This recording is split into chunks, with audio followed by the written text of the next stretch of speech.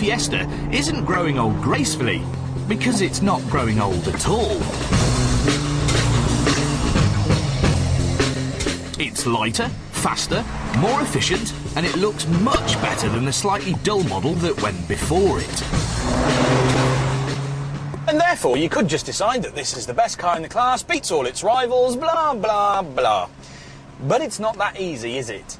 You see, the Fiesta's just a little bit different and actually has to be compared to things without wheels. Bear with me here. When Ford set out several years ago to design the new Fiesta, they decided that it should work for every market, be it America, Europe, or China. Now, they're a little out of practice at making a one-car-fits-all. The last time they did it was with the Model T. So, to make sure they got the formula right, they used inspiration from other types of products that have a global appeal. Things like the iPod. Now, they can't make these things fast enough, and they're as popular in Times Square as they are in Beijing. So if Ford wants to make a car that's as popular with young, trendy types across the world, it actually has to compete with Apple's finest. Touchscreeny. So, let's start with the styling. The iPod is a hit from here to Timbuktu because it looks cool. And the new Fiesta ticks the box too. It's definitely got the same styling vibe as the Mondeo and the Focus, making it look like a smaller, rather than cheaper, alternative. It's the details that Ford seem to be getting right in their new generation of cars. Big lights, strong lines, bold design. If it's bland or blends in, they ain't interested. But don't worry, you don't have to have it in wee green if you don't want to. Here's a dash designed using, and I quote, mobile phone logic. Okay, so it's a bit wacky and silver at first, but after a couple of hours in this car, I'm really starting to appreciate the amount of thought that's gone into it. All the main controls for the car are sort of here, and they're really intuitive and easy to use. Just down here, there's a little simple pocket for your MP3 player or your mobile phone, and it's next to the place where you charge it up, and next to the place where you plug it into the car. There's even a little USB port there, so that you can put some songs on a flash drive and just plug them straight into the car. Thing is, this feels like a small car, but with really big car equipment.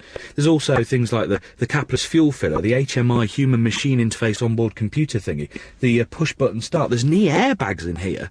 The point is that you get the feeling you could conceivably downsize from a Focus without feeling that you'd also downgraded. Finally, we come to the performance. The iPod is a small package, but packs a powerful 80,000 song punch. I can flick between Rage Against the Machine and Neil Diamond in a blink. 0 to 60 songs in no time at all. The Fiesta, frankly, isn't so fast.